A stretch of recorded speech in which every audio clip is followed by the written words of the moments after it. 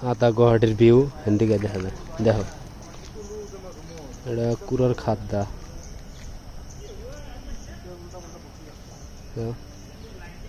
আর এই যে আমার রানী এটা একটা মন্দির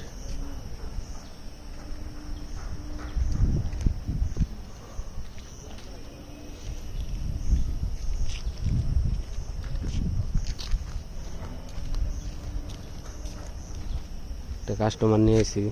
দুজনে পুরো ঘুরবার গেছে আমার খাড়া করাতে দিছে 12,000 তো পুরো আসছে ওয়েট করতেছি আবার রিটার্ন ভাড়া আছে রিটার্ন ভাড়া নেব না কি মজা আসবে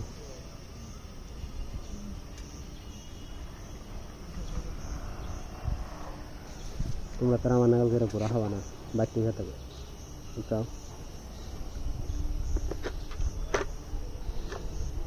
বাইক তো হয়ে থাকো